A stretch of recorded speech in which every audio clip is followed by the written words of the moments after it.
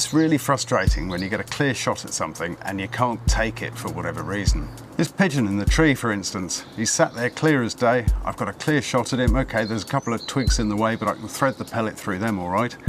But I can't take the shot because the twigs and trees behind don't provide a solid backstop. The pellet can easily pass through, and I know that there's houses behind there and it's just not a safe shot. This one, on the other hand, is a perfectly safe shot. I'm shooting down into the ground, but his head's bobbing about all over the place and he just won't hold still long enough for me to take the shot. If I wait a bit, or perhaps make a little noise to alert him so that he holds his head still, then I might get a chance. But I still can't take this one because I don't know where the gun's shooting at this distance. I'm zeroed for 25 yards and this thing's at about 7 or 8, so I haven't a clue where the pellet's going. It's probably low because at that distance the gap between the scope and the barrel makes quite a difference, but I don't know how low, so I don't know where to aim. That's why whenever I get my hands on a new gun, I like to find out exactly where it's shooting. That's what I'm going to be doing today with this.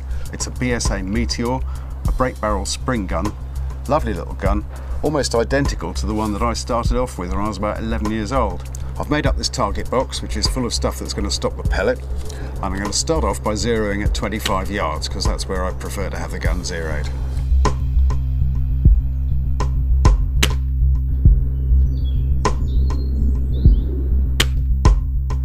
Right, now we've got that zeroed at 25 yards, I need to know where the gun's shooting at all the other distances in between. I'm going to shoot at this same target at different distances, aiming dead centre of the target every time.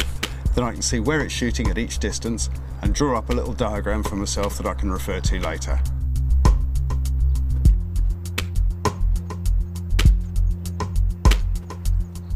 Well, there we are, job done.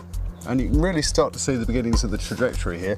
We're starting below the line of sight, coming up through it, rising above it, falling back into the line of sight, and then starting to drop away, and it will continue to drop away as the range goes on. So I now have a really clear understanding of the trajectory of this rifle, and I can start to make estimates of where I need to aim off. So that pigeon, I better watch out next time because I know exactly where I've got to aim for him.